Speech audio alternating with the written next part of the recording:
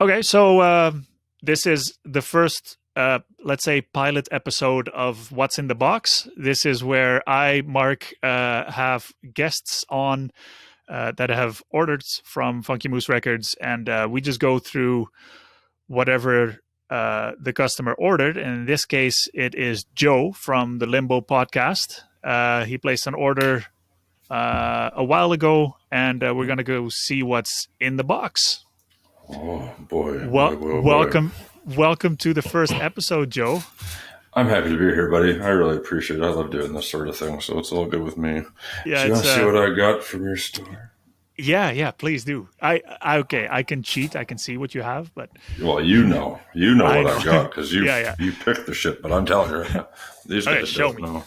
Show me here. This one. So what are you going to start with? I'll give people. I'll tell you. I got backstory for this. So when I go on the wonderful FunkyMooseRecords.ca, I usually have an idea in mind of one record I have to buy, and then I just see what else is there. Okay, so this is one of those see what else is there, pleasant surprise type records. Okay, this is Elbow Bones and the Racketeers. Can you see that? Look at that. This is great. This is like 70s soul music, I would say. It's like a disco R&B, if that makes sense.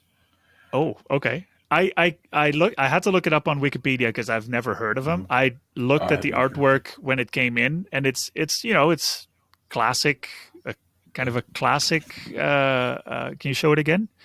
Yeah. A classic cover.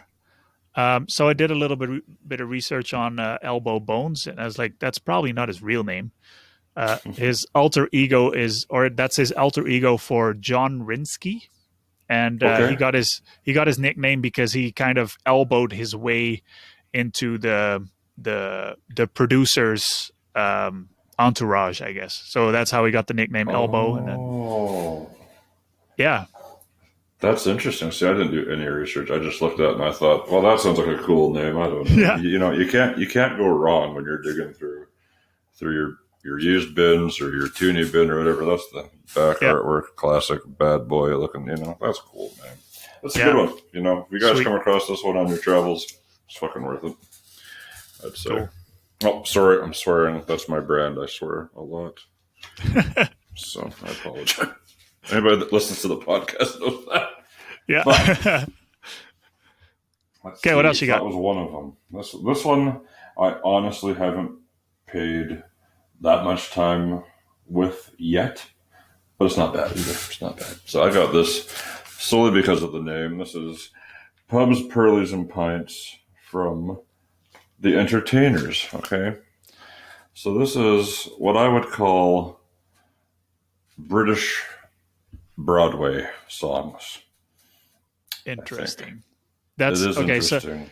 So this is the one I tried to look up, but if you Google The Entertainers, you'll find everything except everything this. but this. Yeah. Yeah. So, so is this kind of like a pub crawl type music? Well, in a way, it's kind of just like if you imagine like Broadway songs. Yep. It's like that, but British. Imagine Broadway songs in a British pub, and you will have this album, from what I can decipher for now, until I play it more. I've been in British pubs. Well, there you go. But they don't play show tunes there, do they? No. So that's a good one. Again, this is one of those. This is one of those pleasant surprise, dive for my $2. It's worth the $2 anyways. It's good. Yeah. I've never been disappointed yet. So good. There you go. But that's also because you have an open mind, right? I have an open mind. I listen to everything, and you'll see with these choices. I think, and that's just how I grew up. Like my parents were huge into music, all kinds of music, so I got exposed to everything. Yeah. And this is one. Speaking of being exposed to everything, right here.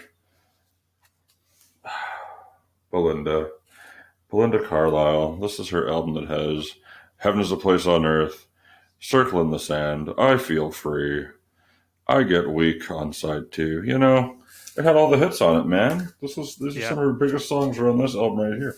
I grew up listening to this woman, and I believe it was her greatest hits album. I was a child, and my parents would play it in the car, in the house stereo, whatever. And I always loved her music. I don't know why. I know it's odd for a big burly metalhead to like Belinda Carlisle. Maybe I don't know. I dig it. Good album.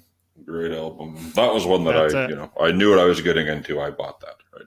That Heaven is a Place on Earth. When I went through the order, when I went through your order to remember what I sent you, I as soon as I read it, I was like, oh yeah, and then I got the song and stuck in my head. Yeah, Heaven is a Place on Earth. Yeah, just stuck. Big so that's cool.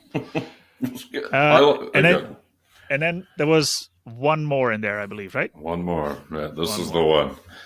This is the one that I solely went to buy, and as I do, I always end up with a couple stragglers. But this one, Thrice, The Illusion of Safety, a great post-hardcore, melodic hardcore, whatever you want to call it. It's got this beautiful. I love this insert. I think this insert's so. It's got all the lyrics. Again, my camera's a piece of shit, but it's sweet. I just love it. It's got everything on here. This is their, I believe this was their first or second album, but it was a big one for them. Some will say maybe not as big as others that they've put out, but to me, this was a big one. The big song I remember, I was like, I must have been 14. And I grew up on a farm, so we had satellite, and we'd have the music channels and stuff like that. We had the metal channel and shit. And the one song on here, "To Awake and Avenge the Dead," came on one time, and I was like, "What in the fuck is this? This is so good right now." And it was this album right here. So I went on that one for a while. I saw you had it on your website, and this is actually, I was going to get this one, the very first order that I ever placed with you, but I thought, I took a gamble and kind of just pushed it back a little bit because I wanted other stuff. But I knew I'd come back for that one at some point. So that was it. Those are my four. And like I said again, I've yet to miss, really. There's only that Farrell and Farrell one, the Christian 80s synth band, is the only one that I was kind of like, it's not bad. It's not bad. I'm just not. Your mind just has to be really open for that one. It has to, it's still decent. I can still tap the toes if I block out some of the lyrics and just listen to them. Yeah. That's background elevator music type. That's right. Yeah. 100%. Cool. 100%. Well, awesome. Thanks for sharing. And it's interesting to hear the background of stuff like that. And so thanks for being the first guest on this. If anyone is watching and has ordered from Funky Moose Records and wants to go through their order, shoot me a message, and I'm happy to let you share what you've got. Thanks, Joe. And if you want to get on here, you have to order something. That's right. That's right. That's the only. Then you can come on the show. Yeah. Prerequisite. No, thank you, Mark. I appreciate it, dude.